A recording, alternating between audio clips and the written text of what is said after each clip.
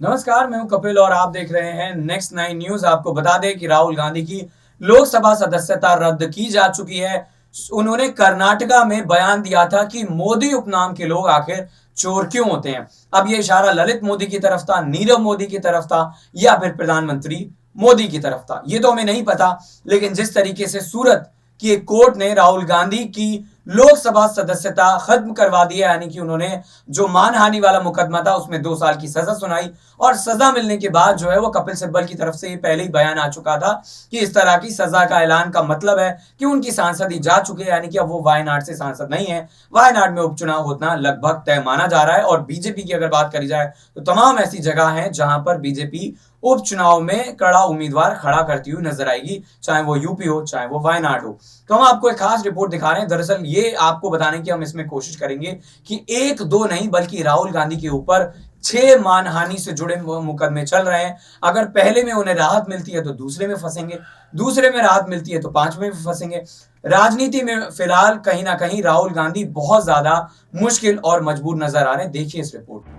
नेताओं की अगर बात करी जाए तो वो तमाम तरह के बयान देते रहते हैं और मानहानि का मुकदमा उनके ऊपर दर्ज किया जाना कोई नई बात नहीं है। लेकिन राहुल गांधी के ऊपर मुकदमा न सिर्फ दर्ज हुआ बल्कि उन्हें सजा का ऐलान हुआ और इसी सजा की वजह से उनकी जो सांसदी है यानी कि लोकसभा की जो सदस्यता है वो रद्द हो चुकी है और अब ये बड़ी खबर बन चुकी है। हालांकि कानूनी लड़ाई की अगर बात करी जाए तो कांग्रेस ने पहले ही ये ऐलान कर दिया है कि सड़क से लेकर संसद तक, अदालत से लेकर तमाम और जगह पर कानूनी लड़ाई जो है वो लड़ती हुई कांग्रेस नजर आएगी। लेकिन आपको वो केस बता दें जिसमें राहुल गांधी फिलहाल आने वाले वक्त में कहीं ना कहीं घिरते हुए नजर आ सकते हैं। राहुल गांधी पर यह आरोप है कि उन्होंने 6 मार्च साल 2014 को महाराष्ट्र के ठाणे जिले में एक चुनावी रैली को संबोधित करते हुए महात्मा गांधी की हत्या के पीछे आरएसएस का हाथ बताया था।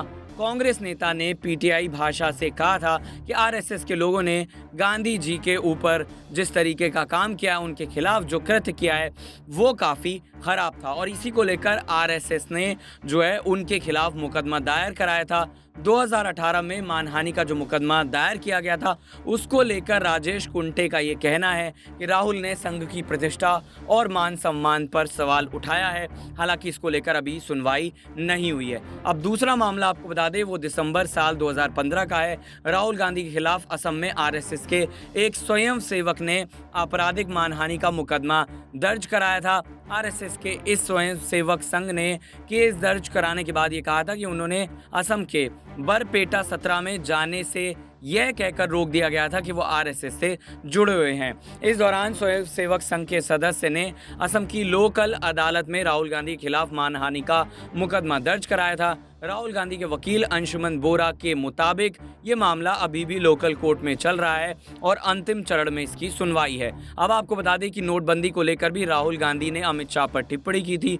23 जून साल 2018 का वो दिन था। एक ट्वीट के आधार पर राहुल के खिलाफ ये मामला दर्ज किया गया था। राहुल ने अपने ट्वीट में कहा था कि अहमदाबाद जिला सहकारी बैंक के निदेशक अमित शाह जी को बधाई। पुराने नोटों को नई दौड़ में बदलने में आपके बैंक को प्रथम पुरस्कार मिला 750 रुपये। 5 दिनों में करोड़ों लाखों भारतीयों जिनके जीवन को आपने नष्ट कर दिया। नोटबंदी इसकी उपलब्धि है और इसको लेकर भी जो है वो राहुल गांधी के खिलाफ केस दर्ज कराया गया था। अगली सुनवाई इसको लेकर कहा जा रहा है कि 1 जुलाई को होगी। राफेल पर टिप्पणी की थी नवंबर 2018 में। महाराष्ट्र भाजपा नेता महेश श्रीमल ने कमांडर इन चोर वाले बयान को लेकर राहुल गांधी के खिलाफ मुकदमा दायर किया था। महेश श्रीमल का ये कहना राफेल विवाद के दौरान दिया गया ये जो बयान था इसको लेकर कहा गया कि सीधा नरेंद्र मोदी पर निशाना साधा है।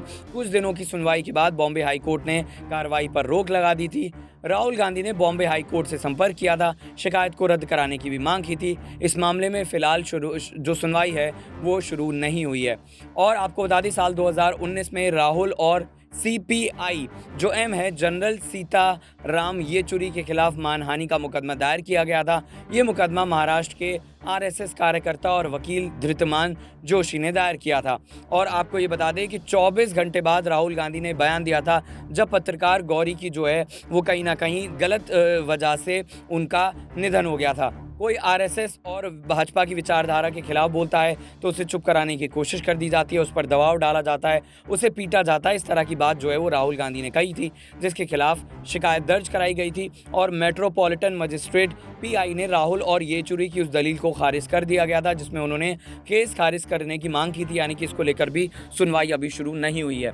अहमदाबाद से भाजपा के एक निगम पार्षद कृष्णवदन ब्रह्मभट्ट ने राहुल गांधी के खिलाफ मई 2019 में अहमदाबाद की एक अदालत में मानहानि का मुकदमा दर्ज कराया था। राहुल गांधी ने जबलपुर में लोकसभा चुनाव प्रचार के दौरान अमित शाह को आरोपी बताया था और ये जो गंभीर कृत्य था इसमें उन्होंने आरोपी बताया था। राहुल की इस टिप्पणी को कृष्णवदन ब्रह्मभट्ट ने बहुत ही निंदात्मक बताया था। साल 2015 में सोहराबुद्दीन शेख फर्जी मुठभेड़ मामले में शाह को बाइज्जत बरी कर दिया गया है। अब राहुल पर लगे मानहानि के केस में सुनवाई मजिस्ट्रेट अदालत जो है वो जल्द करेगी, यानी कि एक के बाद एक तमाम तरह के केसों में सुनवाई जारी है और राहुल गांधी को बड़ा झटका जो है वो लग सकता है। हालांकि उनकी सदस्यता जा चुकी है, लेकिन सुप्रीम कोर्ट में तमाम तरह की मांग को लेकर कांग्रेस पहुंची है और इसको लेकर भी हम लगातार अपडेट देंगे। लेकिन फिलहाल ये खास रिपोर्ट में इतना ही। तो देखिए आपने रिपोर्ट जिसमें हमने आपको बताया कि राहुल गांधी के ऊपर 1-2 नहीं बल्कि 6 मुकदमे चल रहे हैं। एक में उन्हें सजा सुनाई जा चुकी है। 8 साल तक चुनाव लड़ते हुए राहुल गांधी नजर नहीं आएंगे। अब प्रधानमंत्री पद को लेकर जो कांग्रेस कह रही थी कि भैया वो तो प्रधानमंत्री बनेंगे, अब कैसे बनेंगे ये बड़ा सवाल है, क्योंकि जब चुनाव ही नहीं लड़ेंगे तो कैसे बन सकते हैं। दूसरा सवाल यह है कि राजनीतिक करियर का क्या होगा। 8 साल अगर कोई इंसान, कोई नेता चुनाव नहीं लड़ता तो उसकी जगह तमाम जो उसके कंपेटिटिव लोग होते हैं, यानी कि जो ऐसे नेता होते हैं जो उनकी गद्दी हथियाना चाहते हैं, वो आ जाएंगे। कांग्रेस का क्या होगा, क्योंकि भारत जोड़ो यात्रा करके उन्होंने जो कांग्रेस है उसमें एक नई जान फूंक दी थी, लेकिन ऐसा होता हुआ नजर नहीं आ रहा। तो बहुत सारे ऐसे सवाल है। सोनिया गांधी की अगर बात करी जाए तो उन्होंने कह दिया था कि मैं राजनीति में सक्रिय तौर से संन्यास लूंगी। तो क्या माना जाए कि अब प्रियंका गांधी और मल्लिकार्जुन खड़गे के ऊपर कमान है। मल्लिकार्जुन खड़गे 80 साल के हैं, बहुत ज्यादा भागदौड़ नहीं कर सकते, फैसले लेने की क्षमता उनके अंदर है, लेकिन वो फैसले लेते हुए नजर नहीं आ रहे। तो क्या ये माना जाए कि अब प्रियंका गांधी के ऊपर पूरी पार्टी का दारोमदार है। और अगर ऐसे में 3-4 बीजेपी बड़े नेताओं को कांग्रेस के तोड़ देती है, यानी कि अपने साथ मिला लेती है, तो फिर कांग्रेस पार्टी कहीं ना कहीं खत्म होती हुई नजर आएगी। अपनी राय प्रतिक्रिया जरूर बताएगा। देखते रहिए नेक्स्ट 9 न्यूज।